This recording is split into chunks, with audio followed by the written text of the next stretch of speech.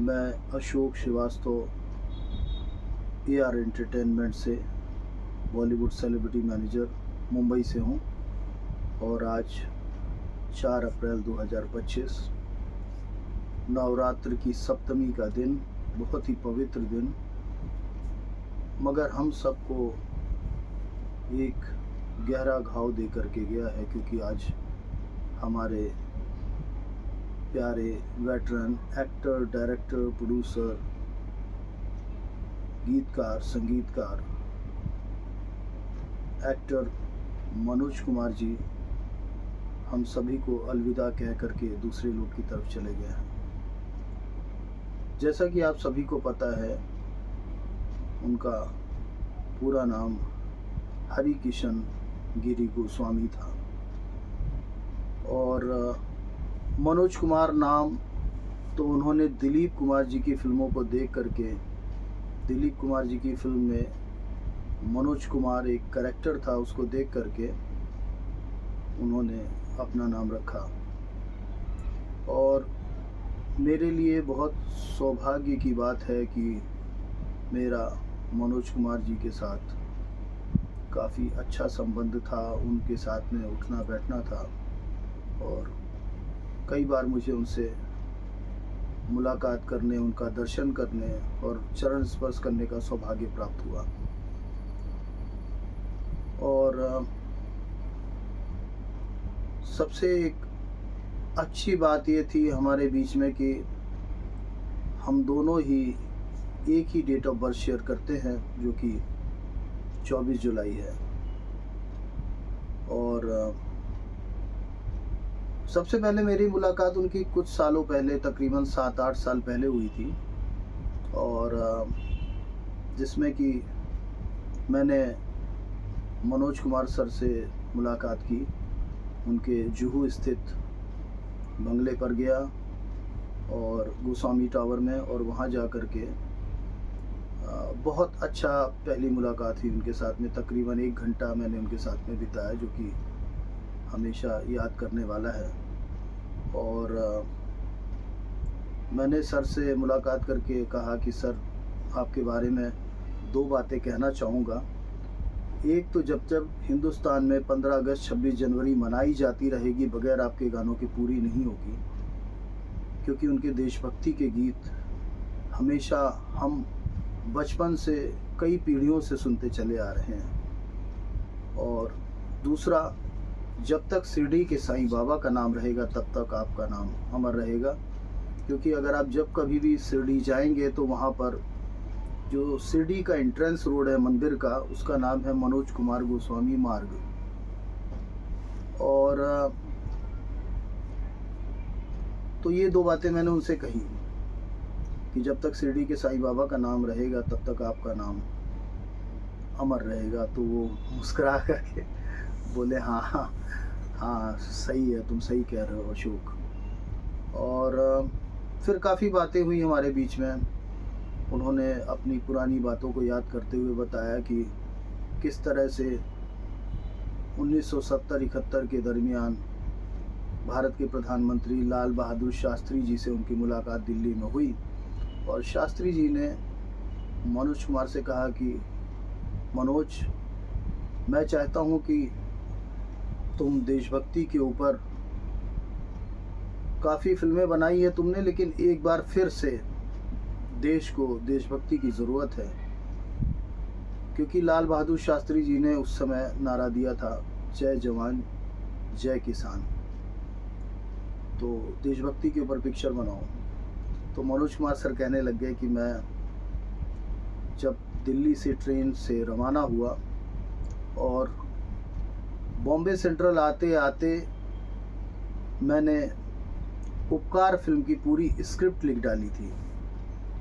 Film की कहानी उनके हाथ में तैयार हो गई थी। एक ऐसे दूरदर्शी व्यक्ति जो कि क्विक रिएक्शन के साथ लिख सकते थे, वो सिर्फ मनोज कुमार सर ही थे। फिर काफ़ी बातें हुई। उन्होंने बताया कि धर्मेंद्र जी के साथ किस तरीके से उनका स्ट्रगल का दौर चालू हुआ था। और एक और सबसे अच्छी बात थी कि मैंने उनसे जिक्र किया क्योंकि मैं जहाँ रहता हूँ चांदीवली में, वहाँ पे उनका Manoj Kumar studio, MK studio भी हुआ करता था। तो मैंने उनसे ज़िक्र किया कि सर मैं वहीं पे रहता हूँ जहाँ पे आपका स्टूडियो है। तो बोले हाँ बेटा वो स्टूडियो था, अब तो मैंने बेच दिया है। और फिर मैंने उनको बताया कि sir I am son of x air force officer और ही इज़ हैविंग 7 राष्ट्रपति अवार्डेड वॉर मेडल्स। तो पापा जी की फ़ोटो दिखाई जो कि मेडल्स के साथ में खिंची हुई फ़ोटो थी।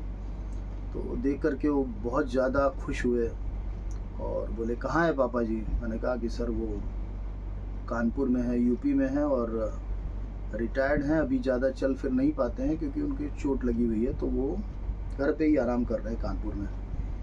तो बोले ठीक है बात कराओ। तो मैंने पापा जी को फ़ोन लगाया और तकरीबन 4 बजे का वक्त था शाम का। कहा पापा जी चरण स्पर्श, I am sitting with famous actor director mister Manoj Kumar and he wants to speak to you.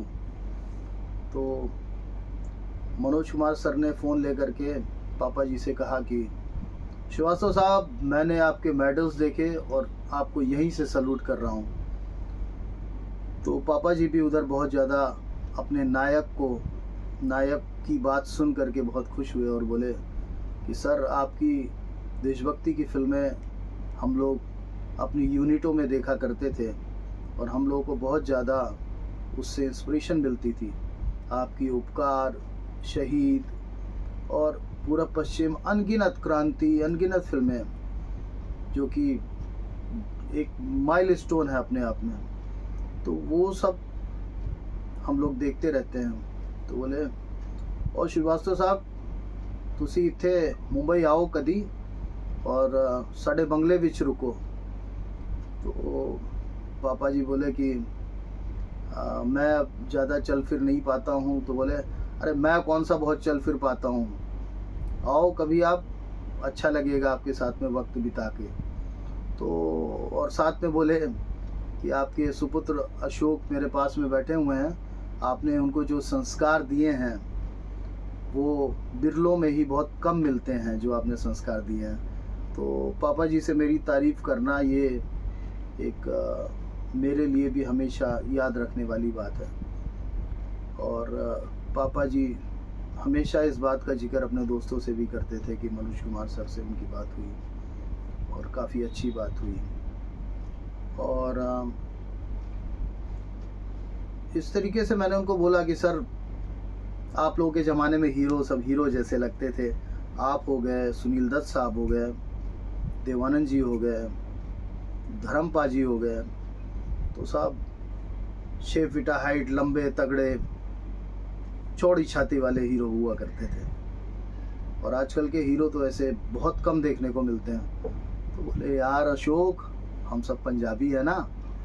तो लकीली मैंने जो नाम लिए वो सब पंजाबी नाम निकले। और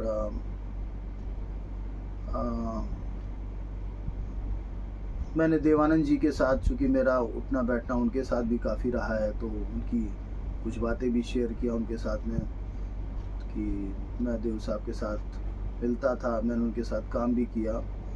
तो बताने लग गए कि हाँ देव जो थे बहुत ज़्यादा डाइट में बहुत ज़्यादा पंक्चुअल थे, फिज़िकल वर्क बहुत करते थे, अपना सेहत का बहुत ख्याल रखते थे हमेशा।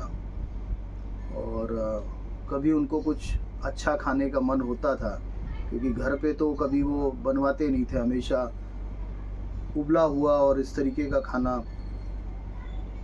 बगैर कम मिर्च मसाले का या बगैर मिर्च मसाले का खाना खाते थे।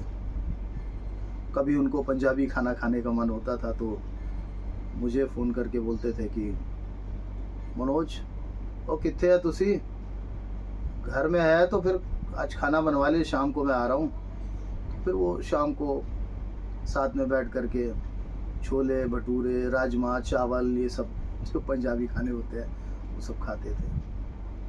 तो फिर ऐसे ही बातों का सिलसिला चलता रहा। तो बोले अशोक मेरा तो कायस्थों के साथ भी बहुत अच्छा संबंध रहा है। मैंने कहा हाँ सर, मुझे पता है मुकेश माथुर जी भी हमारे कायस्थ ही हैं और उन्होंने तो बोले हाँ, वो सब मेरी फिल्मों के गाने ज़्यादा मुकेश जी ही गाया करते थे और कुछ गाने महेंद्र कपूर जी ने गाए हैं इस तरीके से। तो कायस्थों से भी हमारा बहुत अच्छा रिलेशन रहा है।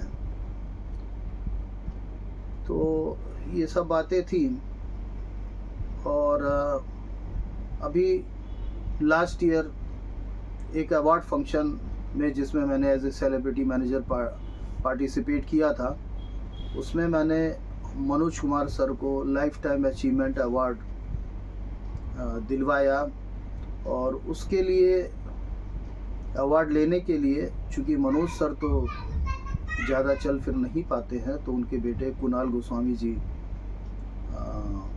आए और आकर के उन्होंने मुंबई में आकर के अवार्ड लिया होटल में। और काफ़ी अच्छा अवार्ड फंक्शन था जिसमें चीफ गेस्ट थे क्रिकेटर हरभजन सिंह भज्जी और दूसरे काफ़ी कलाकार थे। अंजन श्रीवास्तव सर थे, प्रहलाद नियलानी सर थे, रागिनी खन्ना जी थी और